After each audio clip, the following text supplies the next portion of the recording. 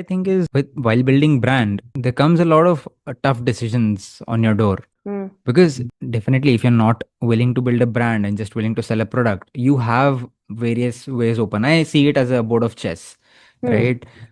If you are just trying to attack, you see a lot of moves. But when you come towards defense, when you see internally, Hmm. yes, I also want to build something over here as a brand. You must be in the positions of taking very difficult decisions. So, Yeah, can yeah, yeah. you tell us some difficult decisions that you have taken throughout your journey? Yeah, and some of these difficult decisions for others on the outside, it feels difficult, but for me, it just came naturally. I'll tell you why. One of it is not being on marketplace. We're not Yeah, there like on Amazon, Myntra, any of these big marketplaces, right? This was a conscious decision, and in the beginning itself, as a first step for any brand out there, would be to get on Blinkit, get on Amazon. That is their first step, but I didn't even have the luxury of that back in 2016 because this was such a new product. No one even knows about it. Why would they go and even look for it on Amazon? Like they need to search for it, right? yeah, So makes I sense. had this hard job of kind of educating the customer about what this product is and what it means or what it has inside. And I became so used to just being one point of sale, that is our website or when we go to flea markets. And I am very comfortable even today. Like a lot of people sometimes they just ask me, why are you not there? Why are you not here? And I think it's fine for us. So many times I even call my abandoned cart customers once in a while just to kind of check. And as a founder, when you're calling, also it feels good for them. And they tell me, yeah, because I did not see you guys on Amazon and I have bought from some Instagram brands before and I got cheated. And then I Yeah. tell them, no, no, so this is me, like I run this, and then I probably share like a couple of things from our Instagram and then show, no, no, we're real. So, and after talking to me, they also feel good. This is like an actual conversation that happened with a customer. So I guess it does affect, like people trust things only if it is on Amazon, Myntra, Nykaa. But trying to build that trust from scratch just for your website, leafyaffair.com, it is hard. So that is one hard decision. In the initial times, to be very honest, I have got, even after Shark Tank, so many people have messaged me, even on LinkedIn, investors, they're just interested and they're like, if I want small seed fund, angel fund, people were interested, but I never went that route because somewhere I knew that what I want out of this brand or how I want to grow this is never going to be investor friendly. In fact, recently just yesterday, I posted a reel saying if we had an investor, this collection wouldn't have happened. I was talking about the Floregates, where I said I told you about single pieces. Yes, Each yes, piece yes. is one quantity.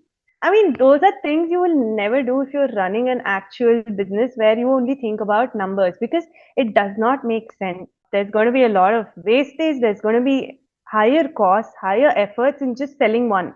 But let's say if I made 150 pieces of one single design, I just have to post it once, I just have to do one photo, and then I run ads on that. People are just going to come there and buy.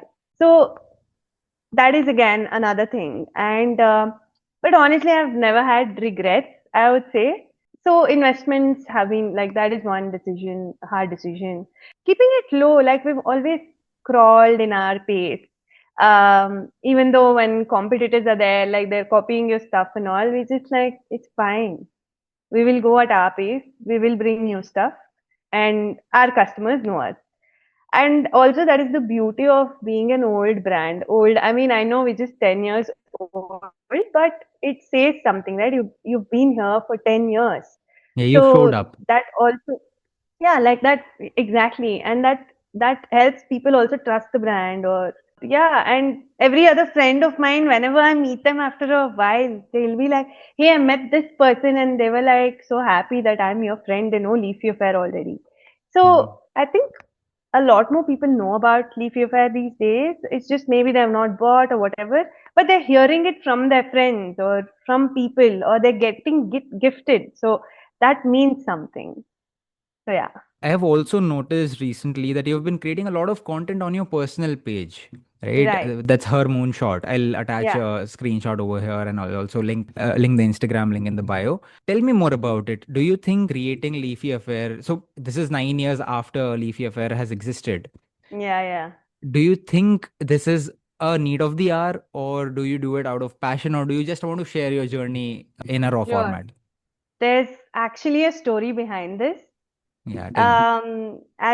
I mean, as you said, it's been 10 years. Is it need of the hour? It started as need of the hour because you see every other founder doing this, and only if you do this, things are like really helping, right? Like you need to be the face of the brand, but you need to also share like what is happening behind the brand, and that became so Yes. important. So, to be very honest, I figured the name her moonshot because it was really close to me. A moonshot is where you actually reach for the moon, and it's her moonshot because uh, women empowerment and women reaching their ambitions and all are like really close to my heart. 2 to 3 years is back is when I figured this name. Ever Mm-hmm. since then, I have opened the page. Did I post? No.